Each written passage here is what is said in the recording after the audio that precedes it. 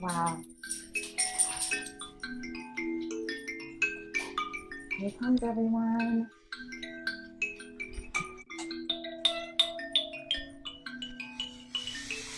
Good morning, everyone, and welcome to the Daily Antidote of Song.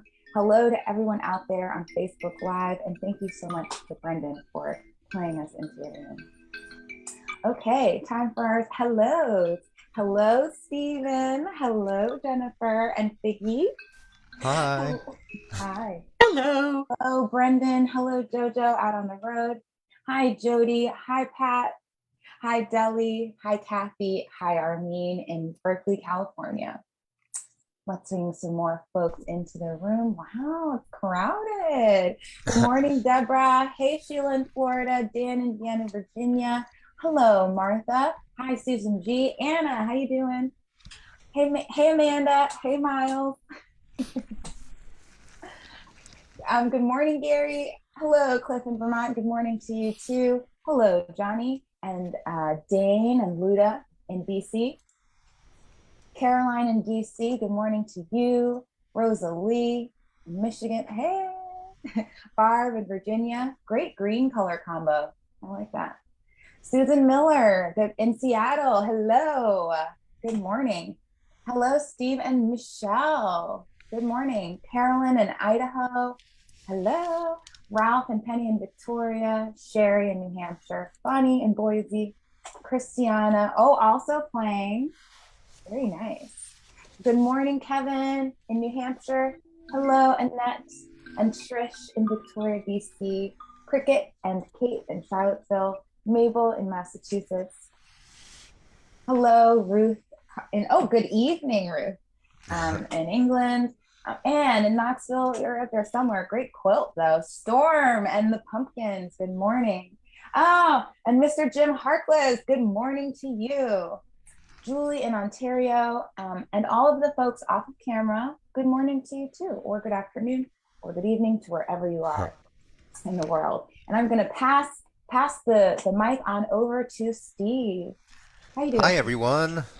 Thank you, Katie, and thanks to everyone for being here, and thanks especially to Brendan and to my partner Jennifer. And we will talk a little bit about Brendan before he sings the song. So first, I'll just mention that I'm Stephen Winnick, and in another box you will see my partner in crime and colleague Jennifer Cutting.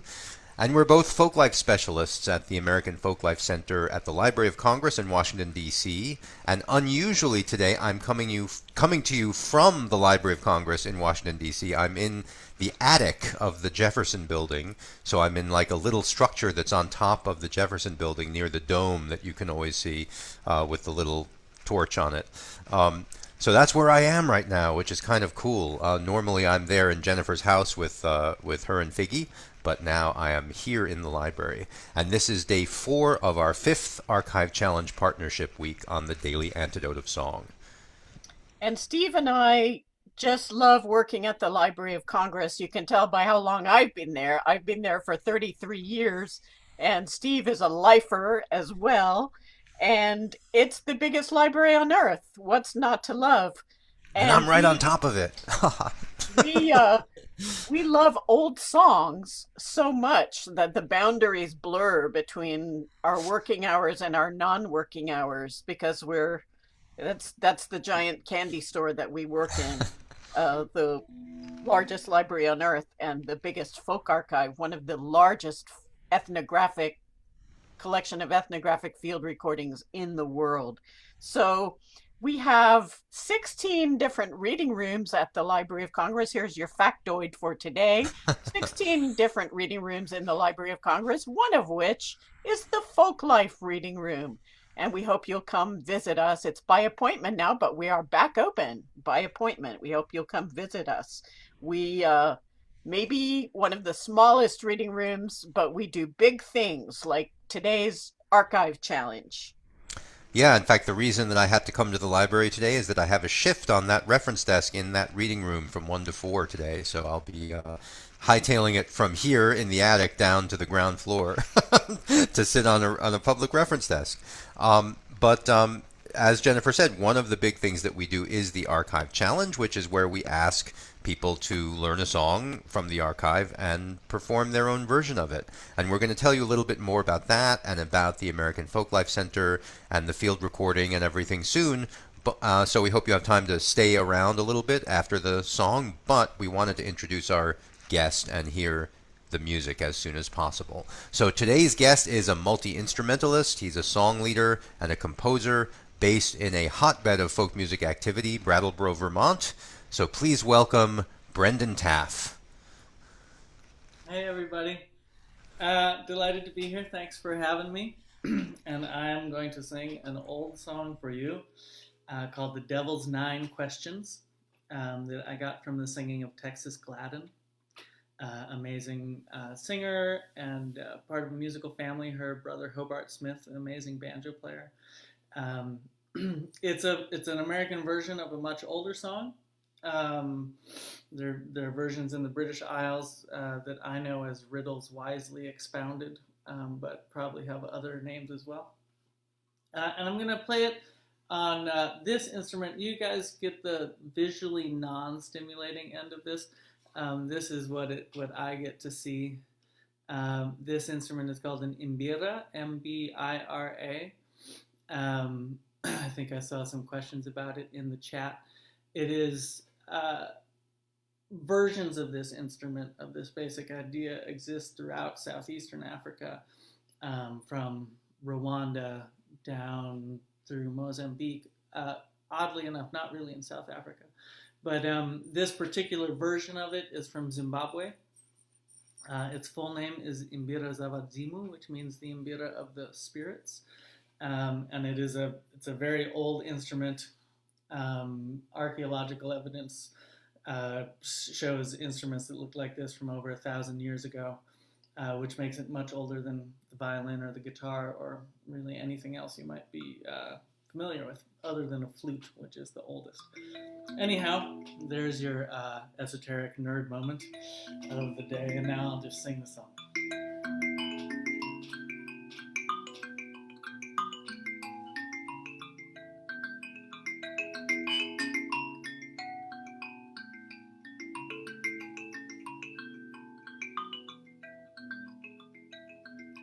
You must answer my questions now. Sing 99 to 90. You aren't God's, you are one of mine. Who is the weaver's Bonnie? What is whiter than the milk?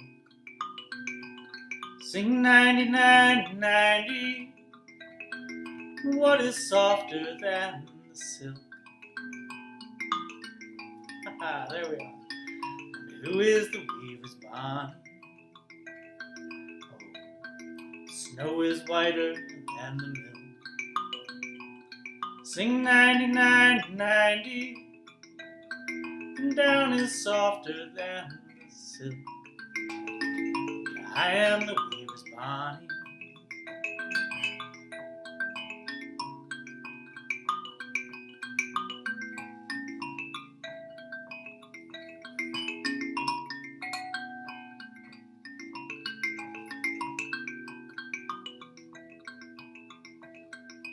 What is higher than the tree? Sing 99 to 90. What is deeper than the sea? And who is the weaver's Bonnie? Well, heaven's higher than the tree. Sing 99 to 90. Hell is deeper than the sea. I am the weaver's Bonnie. What is louder than the horn? Sing 99 to 90. What is sharper than the thorn? Who is the weaver's Bonnie?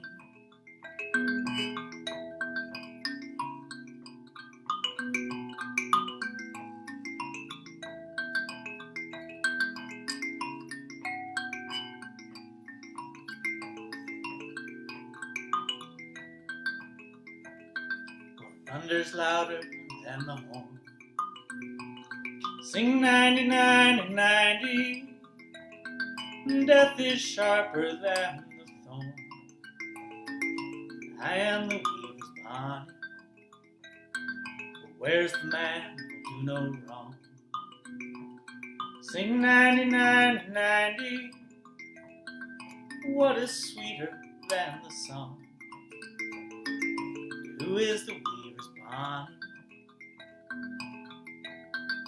A babe in arms will do no wrong. Sing 99 and 90. Love is sweeter than the song. I am the weaver's Bonnie.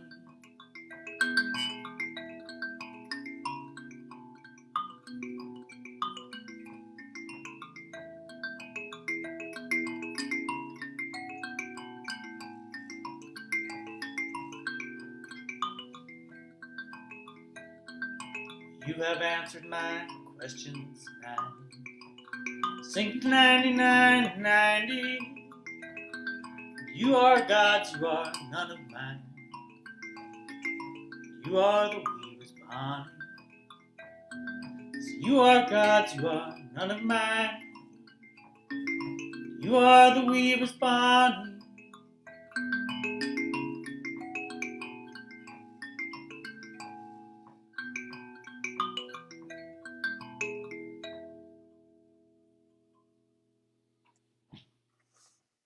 Gorgeous. Thank you. Thank you, Brendan. That was a gorgeous, gorgeous version of the Devil's Nine Questions, which you say, as you say, you learned from the singing of Texas Gladden.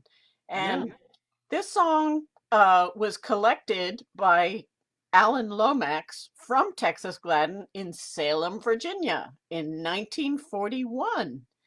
And I thought it would be fun, now that your version is in our minds with that beautiful hypnotic mbira part, that arpeggiation, that ostinato kind of running one e and a two e and a three e and a four e and a pattern in the background that is so hypnotic.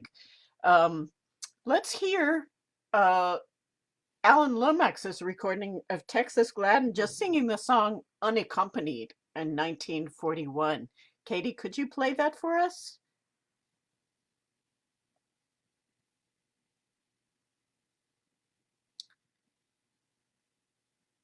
I'm not sure where Salem, Virginia is, so you Virginians gonna have to tell me what the nearest larger town is to Salem. Somebody can put that in the chat. There's Texas.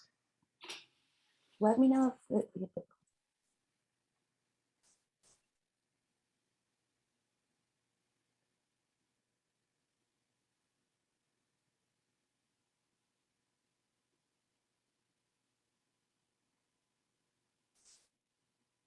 And was the sound coming through? No, we're not hearing it yet. Okay. 99 There and she is. 90. What is softer than the silk? And you are the weaver's Bonnie. Snow is whiter than the milk. Sing 99 and 90. And down is softer than the silk. And I am the weaver's Bonnie. Oh, what is higher than a tree? Sing 99 and 90. And what is deeper than the sea? And you are the weaver's Bonnie. Heaven's higher than a tree. Sing 99 and 90. And hell is deeper than the sea. And I am the weaver's Bonnie. What is louder? So that's a little sample of Texas Gladden. Mabel and Bob say, silly them, they assume Texas was a guy. And I certainly can understand that mistake. Well, let's look at Texas. Let's look at a picture of Texas Gladden with Alan Lomax, the collector who collected this song from her in Salem, Virginia. There she is. This photograph was taken in August of 1959, and you can tell it's August because Texas is using her fan to keep cool. And this photo was taken by none other than English folk singer Shirley Collins, who was Alan's helper on that collecting trip. And since Alan Lomax collected this song during his time as head of our archive, our folk archive at the Library of Congress, the crew of WPA workers who typed all those catalog cards on manual typewriters for our vintage card catalog of disc era field recordings made a card for it because it was done during his time. It was collected during his time at the Library of Congress. And here is that catalog card. In the upper left corner, that number 5231A1 is what we call, it's our shelf list number. It's what we call the AFS number. AFS stood for Archive of Folk Song. And this song, Devil's Nine Questions, is AFS number 5231. And it referred to the A, referred to side A of the disc. And A1 means it's cut number 1 on side A of disc number 5231. So we still have our old card catalog in our reading room, and it's fun to leaf through it because you can look through by town and state and see what was collected in your town and your state. Thanks, Katie, for that little bunch of fun images. So, Steve, over to you. You had to unmute yourself. He cannot unmute. So let's see. How can you unmute him? All right, I'm now unmuted. Thank you. There we go. Sorry about that. I think I'm not using the computer I normally use. I'm using my work computer, and it has all these notifications set up. So it was bonging during Brendan's performance, and Katie wisely muted me for that for that reason. So I was just gonna ask a little bit about the song and what drew you, Brendan, to Texas Gladden's version of The Devil's Nine Questions. Well, what drew me first was hearing a friend, sing it. Probably Anna and Elizabeth, I think, sang it. Yeah. And then, like as is often the case for me, I hear something performed live, and then I'm kind of drawn back to the archival material. But I mean, just listening to that clip of Texas Now was, like what she did on Milk is just so amazing. Like the melody combined with the pronunciation, so good. I mean, I've always listened to a lot of scratchy old field recordings, so it's a pretty easy transition for me to hear something and then go dig back to find out what the field recording sounds like. Very cool. You definitely added your own twist to it because it was an unaccompanied vocal, and you added chords to it. So you've got 1, 4, 5 chords going, but you found a pattern or an ostinato to do on the mbira behind it.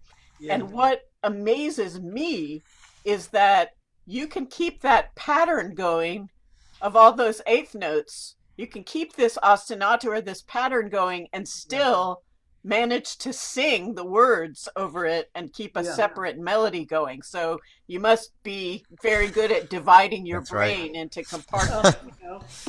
Practice is good. Did you have to kind of burn that pattern into your muscle memory to do that? Yeah, and this was part of a kind of larger project. So I played traditional Zimbabwean music on the mbira, and have been doing that for, time flies. I don't even know now, 10 or 12 years probably.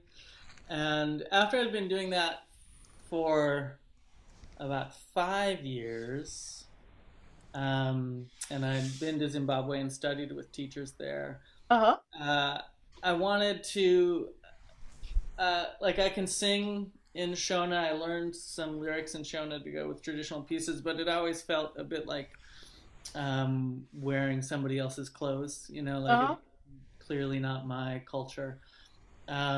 So I wanted to like see if I could use what I was learning, but feel more natural in what I was singing, and so I started singing traditional American songs using the mbira as the backing instrument, and did a recording project with Adam Hurt, who's a really amazing gourd banjo player, Uh-huh. called "Can't Hold the Wheel." And so And we those, worked both those instruments are African and have African roots, so there's absolutely, a relationship that you yeah. explored. They sound great together. And so I'd like been like doing that, and the thing I liked about it was how it really um like it was this new lens into the story of the song by like putting Uh-huh. it in this different setting. Like the first song Adam and I did was "Train on the Island," Uh-huh. and I'd known it for a long time and just kind of thought of it as this like one of the many old time fiddle tunes with these floating verses you just sing whenever you want. And then doing it with Mbira, it was like, oh no, there's this whole story arc. If you arrange the verses in a certain way, there's this Yeah. arc to the story, and saw that in a really different way. And then, so with Devil's Nine Questions, want to do the same thing. And then it also, um, because there's so many crazy overtones going on with the Mbira, it allows for some uh, uh, less expected chord choices. So there's a Yeah. couple moments where there's some very suspended chord voicings Uh-huh.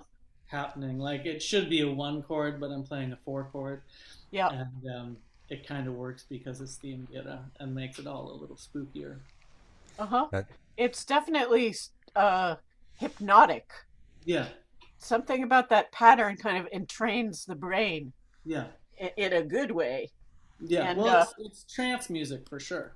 yeah, yeah, definitely. And wonderful. just a word for the audience out there. Ethnomusicologists call the mbira. It belongs to a group of instruments called lamellophone, lamella tongue, tongueophone, Right. lamellophone. That's in the Saxe-Horn-Bostel classification of instruments. Yeah, So and I'll put in a plug that we at the American Folklife Center present a concert series, and we have had Zimbabwean musicians on in the last couple of years, and this year we had Samite from Uganda, who plays mbira and also plays litungu and other instruments. Litungu is a lyre, but it's used in much the same way as the mbira in arrangements. So we recommend you go online and look for those concerts at the Library of Congress website, and you'll hear more of these great instruments. But also look for Brendan's album that he was mentioning. I was trying to remember why I knew you, and it's because I've heard the album, and it is Okay. amazing. So, so I'm telling people they can, they can find that with confidence. It's a very good recording. So Steve So, knows a lot about this particular ballad. He's written about it, and as a segue into having Steve talk about some of that, I just wanted to mention to our audience that at the end of that field recording, Texas Gladden says very audibly, she says, "That's an old English ballad. That dates back about 40 years before Columbus, I think." yeah, yeah, it's very cool. And so first of all, there was this collector whom many of you will have heard of, named Francis James Child, who put out a book of all of these ballads. And when Alan Lomax interviewed Texas Gladden about this ballad, she said, "No, this isn't a ballad I learned from my family. This is one of those child ballads, and it didn't come to me through my family," which is very interesting because it shows that she knew the collection and she knew the books. So I'll tell you, this is my little Riddles Wisely Expounded story, or tell if that's the name the Child gave to this ballad. So back when I was in folklore graduate school, right, I was getting my PhD in folklore, and we had a class in proverbs, riddles, and speech metaphors. Believe it or not, that was an actual graduate course. And our professor was talking about the way that riddles are sometimes used in ballads. And he's an expert on folk tales and on riddles and proverbs, but not really on ballads. And so he said, so there's a ballad called Riddles Wisely Expounded, and it's child number 132. And he goes on and keeps talking, and my head kind of snaps up, but no one else notices anything, so I don't say anything. And I wait until the class ends and everyone leaves, and I said to the professor, you know, Dan, Riddles Wisely Expounded is child 1. And he looked at me very sheepishly and he said, I make them up. So if you want to look like you know what you're talking about, you just, you know, after you mention a song, you throw out a random child ballad number. That's child number 56. No, no one will know. But the interesting thing about Texas Gladden's knowledge about the child ballads is that yesterday we were talking about women collectors and how they've been somewhat forgotten through the years because the male collectors like Cecil Sharp came along and, you know, published all the big books and everything. And Texas Gladden actually learned Riddles Wisely Expounded from a collector, from a folklorist. She had collected it from another woman in Virginia, and she thought Texas Gladden ought to know it, and her name was Alfreda Peel. She was a member of the Virginia Folklore Society, and she did a lot of important collecting of materials that's now at the University of Virginia. So Alfreda Peel is a name that people should know more than they do, so I wanted to mention her. She was the conduit through which Texas Gladden learned this song. And I will do another plug for a Library of Congress thing. We had a symposium that was all about women collectors at the Library of Congress a couple of years ago, and the first speaker in that symposium talked a lot about Alfreda Peel. So we can stick that link into the chat as well. And of course, we want to, you know, continue to get Brendan's link in there as well, the link to Brendan's website. So that's, you know, so that's a little bit of background on Texas Gladden and her version of the song. And Jennifer? I'd like to hear from Brendan now. He mentioned that he changed the last verse. That's right. Yeah. I wonder if Brendan could tell us what the original last verse was and what you changed it to and why. Yeah. Well, I'll just preface it by saying I'm fully philosophically on board with traditions being living traditions, and you get to add some things and also take out some things that don't feel right.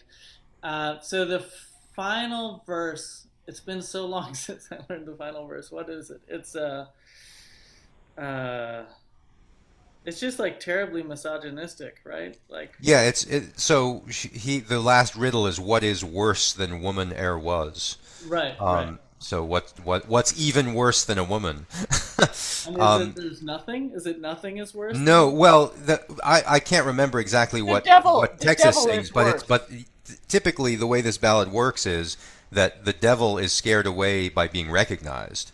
So when he asks what's worse than woman e'er was, the answer is the devil is worse than woman e'er was. And when he hears his own name, when he realizes that she knows who he is, then he splits. So that's kind of that's the reason for ending it in that particular way. But of course, it's a terribly misogynistic way to make that happen. Yeah. And it also, you know, to like, I'm totally fine with hearing Texas sing it. It was a different time, and also I feel that reads really different coming from a woman than from a man.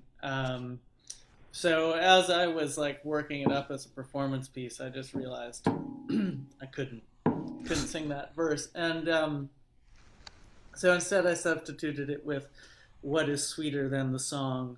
Love is sweeter than the song."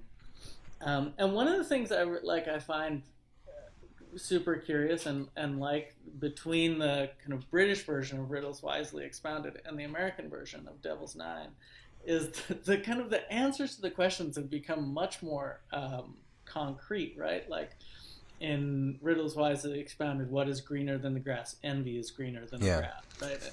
And like, what's whiter than milk? Snow. It's like we're not going into, like, for the most part, not going into deep metaphors. We're just like, well, here's the thing that's really white, and so I wanted to kind of work that sense of metaphor in with the love is sweeter than the song. I think it's a lovely, lovely evolution Yeah, a great way to end of the it too. ballad. And 200 years from now, when people are singing your last verse, you'll know you've made it into the oral tradition, into active circulation. Well, someone will know. I'm not sure you'll know it. Probably in some 200 years. folklorists But like us. Yeah. right. I wrote that. Hmm. I think I heard someone on a different song. I heard someone sing a couplet that I had written for the song. It was like, huh. It's traveled into the oral tradition. Yeah. Yeah, the folk process. Very cool. So Katie, have we posted Brendan's website blog? Website link. I think you probably did. Yep. Yeah, and Brendan also put in a link to his Bandcamp too. Excellent.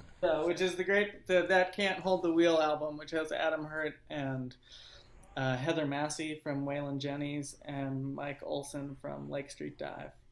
Awesome It was all collaborations. Bandcamp. I'm a Spotify resistor. Well, they pay so little. Yeah. So Brendan, now that things are opening up a little bit after our sort of pandemic shutdown life, how are things changing for your music?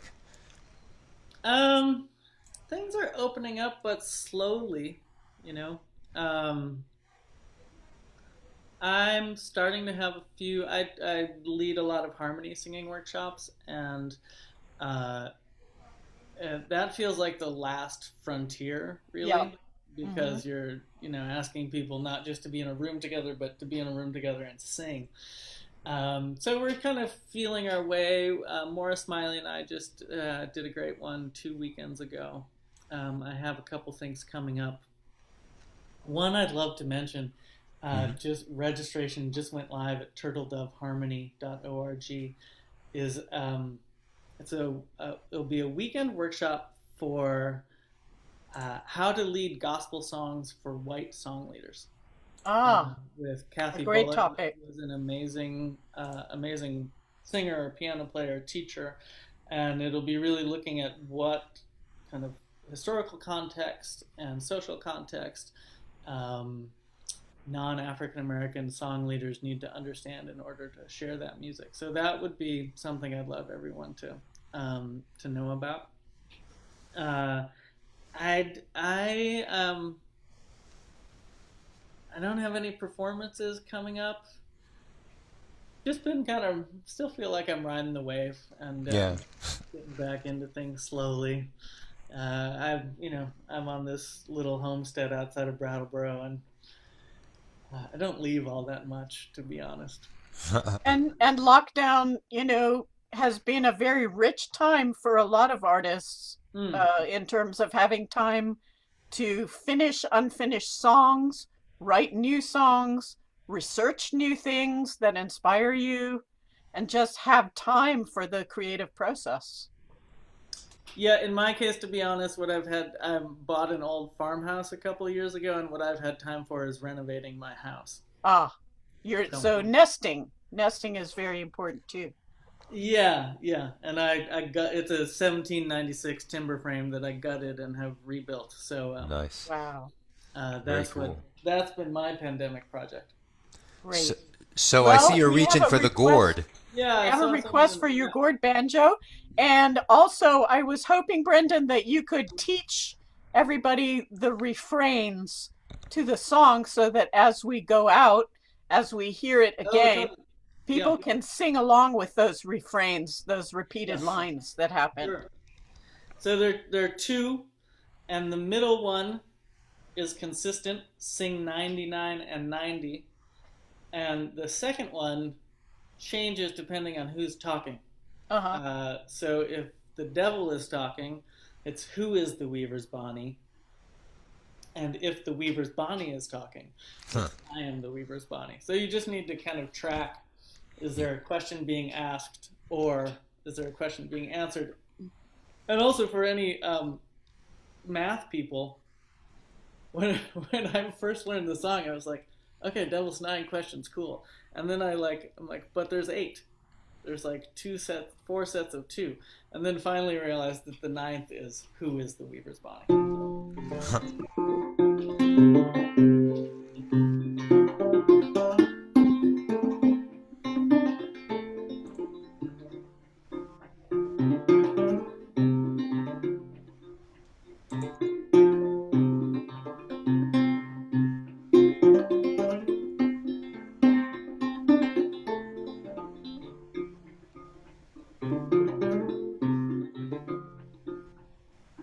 You must answer my questions now. Sing 99 and 90. You aren't gods, you are one of mine. Who is the Weaver's Bonnie? What is whiter than the mill? Sing 99 and 90. What is softer than the sill? And who is the Weaver's Bonnie?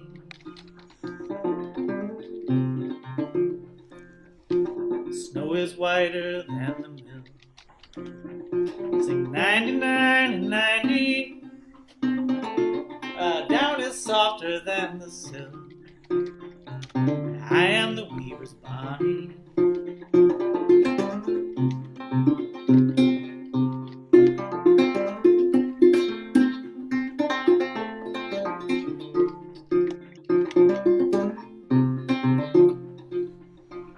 What is higher than the tree? Sing 99 and 90. What is deeper than the sea? Who is the Weaver's Bonnie? Heaven's higher than the tree. Sing 99 and 90. Hell is deeper than the sea. I am the Weaver's Bonnie.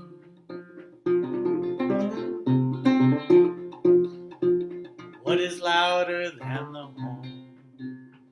Sing 99 and 90. What is sharper than the thorn? Who is the Weaver's Bonnie? Thunder's louder than the horn. Sing 99 and 90.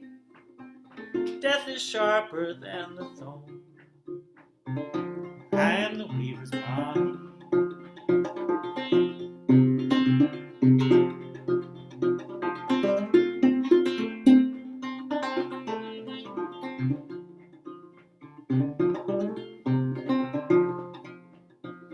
Where's the man who know wrong? Sing 99 and 90. And what is sweeter than the song? And who is the Weaver's Bonnie? A babe in arms will do no wrong. Sing 99 and 90. Love is sweeter than the song. I am the Weaver's Bonnie. You have answered my questions nine. Sing 99 and 90. You are gods, you are none of mine. You are the Weaver's Bonnie.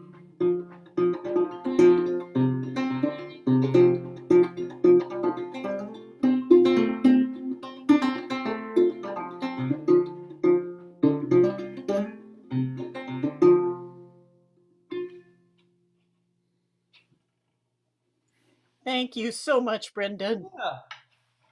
I could just hear that song all day long. And in fact, I will be hearing that song all day long because it's an earworm and now it's Yeah. in my mind. Right. All day Yeah. long, singing 99 and 90. It's one of the good ones, for sure. So I wanted to mention you said you may have heard that from Anna and Elizabeth, and of Yeah. course Anna's been in the room with us doing the Daily Antidote as well, and you know they're just Anna and Elizabeth Laprelle are great singers and wonderful tradition bearers in their own right come to the archive to do their research sometimes as well. And so I was trying to remember like what my connection was to your album, and I Googled it on my phone while we were, and as it turns out, when your album came out, I reviewed it in the Huffington Post along with Anna and Elizabeth's album. Oh, yeah. So that's a sort of a funny and coincidental connection there Was among that all the of us. review where you Yep. like you made a lot of connections to like the source To recording? Lomax, yeah. Yeah. Okay. Yeah, that was that article. Yeah, I was the writer of that. So there you go.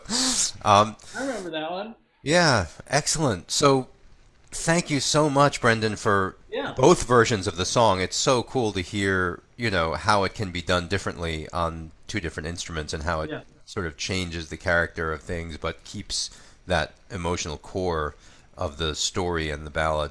And thank you, Brendan, for being such a wonderful link in the chain. Exactly. Thank you. And tomorrow, just to let you know, we will be featuring a Native American musician, Lakota Sioux flute player and singer Kevin Locke will be joining us to sing and play the song Hey Mia Ye, or This Is Me, from our Willard Rhodes collection.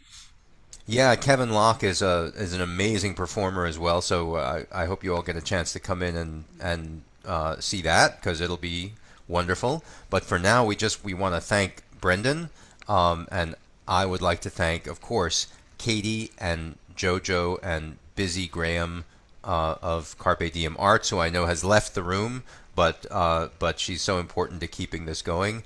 And of course, my partner in crime, Jennifer Cutting. And our little pal Figgy the Archive Cat, who I know is in there somewhere. I don't know where he is, but Oh, we were going to see Blue. Is Blue yeah, we were going to see around, Blue Brendan? also. Yeah. Hey, Bub. Hey, Blue. Come here, Bub. He's sleeping by the wood stove, but he'll come make an appearance. Here comes Blue. Oh, there he is. What, Bub? So cool. Yeah, he's like, you woke me up for this? Yeah. Where's my treat, yo? Who are these people? Wow, Blue is an amazing cutie. And Jennifer's returning with Figgy. Ooh, Piggy there's the Figgy. Archive Cat. Yeah, No, Figgy. Wiggly. Figgy's been wiggly the last couple of days. He usually loves it. Yeah. All right, so there we go. That's what we need. The real stars of the show. Say bye-bye, everybody. So Bye-bye. So thank you to everyone who's been here in the room. We just love doing these archive challenges, and we're looking forward to the rest of the week. And a special thanks to Brendan and, of course, our whole crew here, Katie, JoJo, Jennifer, Busy, and all of you who are here experiencing the archive challenge on the Daily Antidote of Song. Yeah, Over thanks, to everybody. you, Katie. Thank you, everyone, for coming. Goodbye, everyone on Facebook Live. Thank you, Jennifer. Thank you, Stephen, for hosting. And thank you, Brendan, for that beautiful music. Bye, Facebook.